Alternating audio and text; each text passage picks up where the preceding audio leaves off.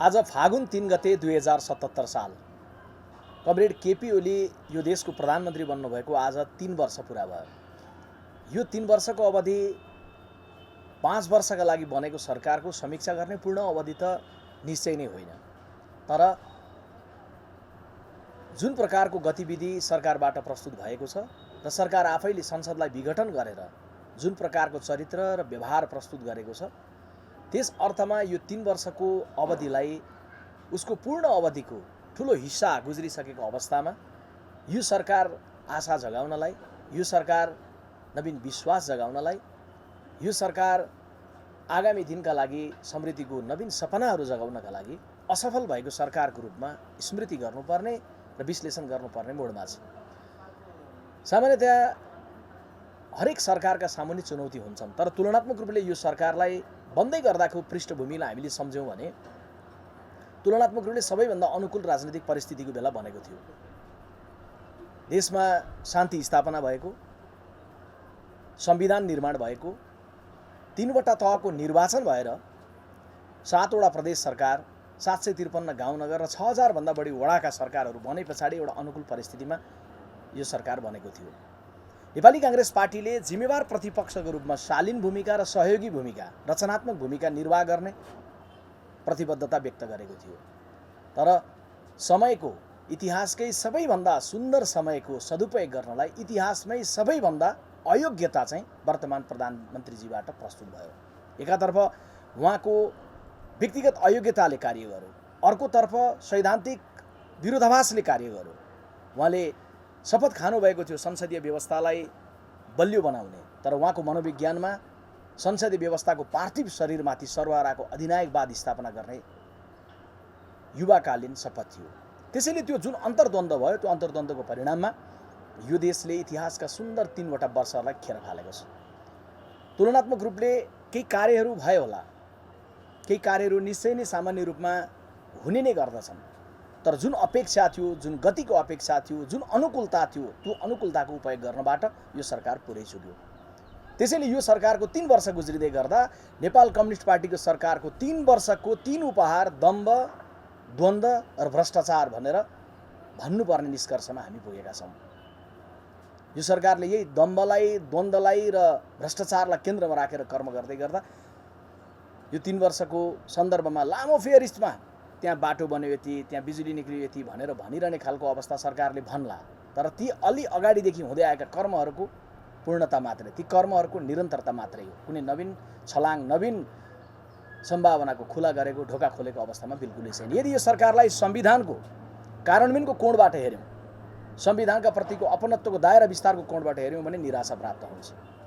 संविधानका प्रति अपनत्वको दायरा विस्तार गर्न मधेसमा, दलितमा, जनजातिले, महिलाले उठाएका कैयौँ विषयहरू थिए जसलाई सम्बोधन गरेर यसका प्रति अपनत्वको दायरा विस्तार गर्ने सम्भावना थियो, त्यसलाई उपयोग यो सरकारले गर्न सकेन। सङ्घीयतालाई जगेर्ना गर्ने कोणबाट हेऱ्यौँ भने त्यसमा पनि निराशा हात लाग्छ। 7वटा प्रदेश सरकारहरूले केन्द्र सरकारसँग द्वन्द्व गर्नु पर्यो। हामीले आसन पायौँ, शासन पायौँ, अधिकार पाएनौँ भन्ने अवस्था भयो, बजेट पाएनौँ भन्ने अवस्था भयो, कर्मचारी पाएनौँ भन्ने अवस्था भयो। प्रदेश सरकारहरूले नामाकरण गर्न नसक्दै गर्दाखेरि केन्द्र सरकारको कुनै सहजीकरणको भूमिका रहेन। बरु सङ्घीयतालाई कमजोर बनाउने गरी शक्ति प्रधानमन्त्रीको कार्यालयमा केन्द्रीकृत गर्ने कर्म यसबीचमा भयो। सुशासनको कोणबाट हेर्ने हो भने सुशासन बार मोडमा उल्लङ्घन गरिएका घटनाहरू भएका छन्। आर्थिक अनुशासन उल्लङ्घन भएका छन्। मन्त्री परिषदमा सहभागी रहेका मन्त्रीहरू स्वयं भ्रष्टाचारमा संलग्न भएका टेलिफोनका विवरणहरू बाहिर आएका छन्। कोरोनाको बेलामा नागरिकको जीवन रक्षा गर्नलाई केन्द्रित हुनुपर्ने सरकार कोरोनाको बेलामा स्वास्थ्य सामग्रीमा सम्म भ्रष्टाचार गरेको विवरण सार्वजनिक रूपमा आएका छन्।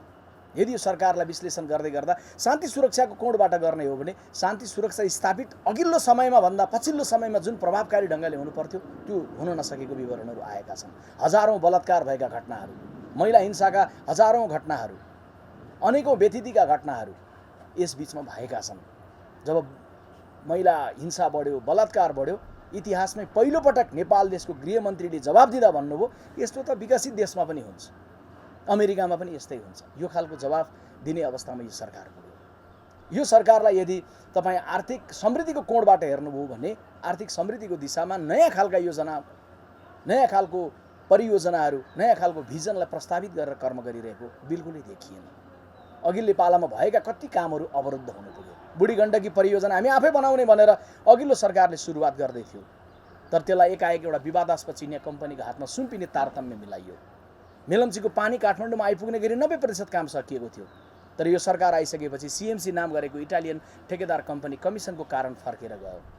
यो सरकार आइसके पछाडि जुन गतिमा ती कर्महरू हुनुपर्थ्यो हुन नसक्नु यो सरकारका बारेमा उठ्नुपर्ने प्रश्नको विषय हो। अन्तिममा आइपुग्दै गर्दा त यो सरकार संविधानको रक्षा गर्ने सवालमा पनि कमजोर बने मात्रै होइन, नियतवश संविधानलाई कमजोर बनाउने, संविधानलाई विस्थापित गर्ने षड्यन्त्रमा लाग्यो।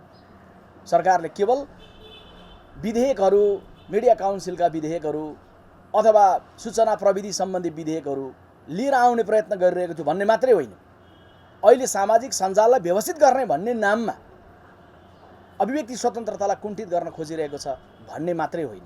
यो सरकारले यो संविधानको धारामै नभएको, संविधानमा कहीँ उल्लेखै नभएको संसद विघटनको कर्म गर्नतर्फ पनि लाग्यो।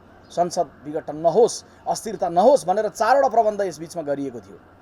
2 वर्षमा अविश्वासको प्रस्ताव ल्याउन नपाउने, एक, दोस्रो अविश्वास प्रस्ताव ल्याइसके पछाडि विकल्पसहित ल्याउनु पर्ने, तेस्रो अविश्वास प्रस्ताव ल्याएर पास या फेल भइसकेपछि फेरि 1 वर्ष ल्याउन नपाउने, र चौथो संसदले विकल्प दिन सक्तासम्म संसद विघटन नहुने। यी सबै कुरालाई खण्डित गर्ने, विखण्डित गर्ने कुरामा वर्तमान प्रधानमन्त्री लाग्नुभयो। त्यसकारणले यो 3 वर्ष बिर्सिनुपर्ने एउटा अध्यायको रूपमा नेपालको इतिहासमा भविष्यमा स्मृति गरिनेछ, दुःखद अध्यायको रूपमा स्मृति गरिनेछ। र यो सरकार 3 वर्षको समयमा सम्पूर्ण रूपले असफल भएर आफ्नो दम्भको कारण, आन्तरिक द्वन्द्वको कारण र भ्रष्टाचारलाई उपहार दिएर यो सरकारले 3 वर्ष गुजारेको छ। म फेरि पनि दोहोऱ्याउन चाहन्छु, नेपाल कम्युनिस्ट पार्टीको कमरेड केपी ओलीले नेतृत्व गर्नुभएको सरकारको उपहार दम्भ, द्वन्द्व र भ्रष्टाचार भन्ने अवस्था अहिले देशमा बनेको छ। यस्तै जानकारीमूलक र रमाइला भिडियो हेर्नका लागि लोकपथ टिभीलाई सब्स्क्राइब गर्नुहोस् अनि छेउमा रहेको बेल आइकनलाई क्लिक गर्न नबिर्सनुहोस्।